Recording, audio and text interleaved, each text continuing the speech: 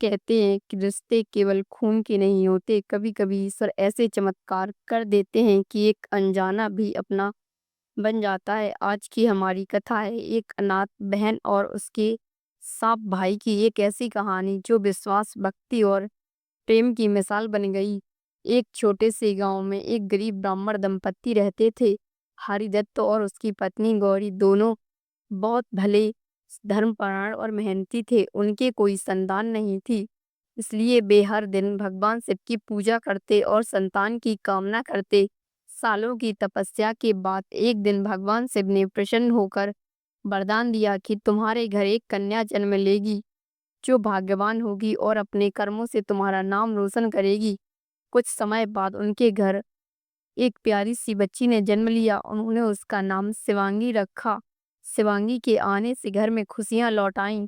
गौरी दिन रात उसे स्नेह से पालती और हरिदत्त उसे ज्ञान संस्कार सिखाता, लेकिन किस्मत को कुछ और ही मंजूर था। एक दिन अचानक गांव में महामारी फैल गई, कई लोग बीमार पड़ गए, जिनमें हरिदत्त और गौरी भी शामिल थे।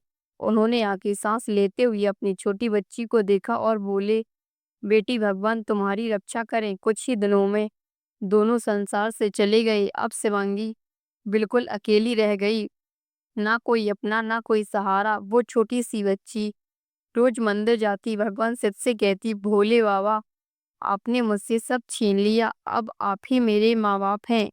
गांव के कुछ लोग उस पर दया करते तो कुछ उसे अपशगुन समझकर दूर भगाते, लेकिन उस नन्ही बच्ची ने हिम्मत नहीं हारी। वो पास के जंगल से लकड़ियां लाती, गांव में बेचती और अपना पेट पालती। दिन बीतते गए। एक दिन सावन का महीना आया और साथ आया रक्षाबंधन का त्योहार। गांव की गलियां सजी हुई थी, बहनें अपने भाइयों को राखी बांध रही थीं। हर घर में खुशी छाई हुई थी, लेकिन उस छोटी शिवांगी के मन में गहरा सन्नाटा था। वो मंदिर के कोने में बैठी भगवान शिव की मूर्ति के सामने रोने लगी। भोले बाबा सबके भाई हैं पर मेरा कोई नहीं है, मैं किसे राखी बांधूं। उसकी आंखों से आंसू टपककर शिवलिंग पर गिरे। उसी समय मंदिर के पीछे के बिल में से एक चमकीला सांप बाहर आया। वो सीधे शिवलिंग के पास आया और शिवांगी के पास रुक गया। पहले तो वो डर गई, पर फिर सामने अपने फन को झुकाकर जैसे आशीर्वाद दिया। शिवांगी ने कांपते हाथों से राखी की डोरी उठाई और बोली, अगर तुम सच में मेरे भाई बनकर आए हो तो ये राखी स्वीकार करो। और उसने धीरे से वो राखी सांप के फन पर बांध दी।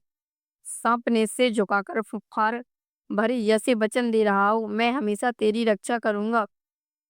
उस दिन के बाद से शिवांगी के जीवन में बदलाव आने लगा। जब भी कोई उसे परेशान करता, वो सांप कहीं से निकल आता और उसे बचा लेता। लोग कहने लगे, ये लड़की साधारण नहीं है, इसके पास नाग देवता का आशीर्वाद है। धीरे धीरे गांव वाले उसका सम्मान करने लगे। वो हर सावन में उसी मंदिर में जाती, राखी बांधती और कहती, मेरे नाग भैया, जब तक मैं जिंदा हूँ ये परंपरा निभाऊंगी। लेकिन जहाँ भलाई होती है वहाँ बुराई भी सिर उठाती है। गांव के कुछ लोभी लोग जो शिवांगी की प्रसिद्ध से जलते थे, उन्होंने सोचा इसके पास कोई जरूर खजाना है, वरना ये लड़की इतनी सुखी कैसे। एक रात वो लोग उसके घर में घुस आए। उन्होंने शिवांगी को बांध दिया और कहा, बता वो सांप कहाँ छुपा है, उसके जहर से हम धन कमा सकते हैं। शिवांगी ने रोते हुए कहा, वो मेरा भाई है, उसे मत नुकसान पहुंचाना आप। लेकिन वो दुष्ट लोग नहीं माने। उन्होंने मंदिर में जाकर बिल में आग लगा दी। अचानक जमीन कांप उठी। भयंकर गर्जना के साथ वही नाग बाहर निकला। उसकी आंख से ज्वाला निकल रही थी। एक पल में सब चोर भय से भाग खड़े हुए। सांप शिवांगी के पास आया और अपने फन से उसकी रस्सी काट दी। वो कांपती हुई बोली, भैया तुमने मेरी रक्षा की। नाग उसके चारों ओर घूमकर जैसे आशीर्वाद दिया, फिर मंदिर के शिवलिंग में विलीन हो गया। अगले दिन गांव वालों ने देखा मंदिर में शिवलिंग के पास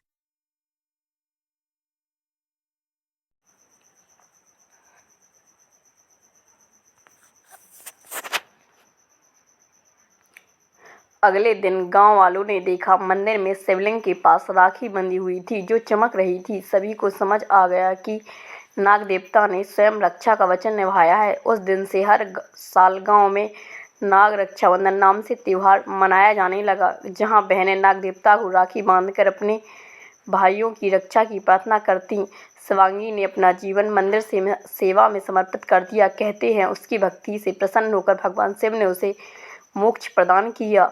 समय बीतता गया पर वह कथा आज भी जीवित है, क्योंकि वह सिखाती है कि रिश्ते सिर्फ खून के नहीं होते, विश्वास और प्रेम से भी जुड़ते हैं, और जब सच्चे मन से पुकारो तो ईश्वर भी रूप से आकर रक्षा करते हैं। अगर आपको ये कथा पसंद आई हो तो वीडियो को लाइक करें, शेयर करें और चैनल को सब्सक्राइब करें। आपके कमेंट हमारे लिए आशीर्वाद के समान हैं। जय भोलेनाथ, जय नाग देवता।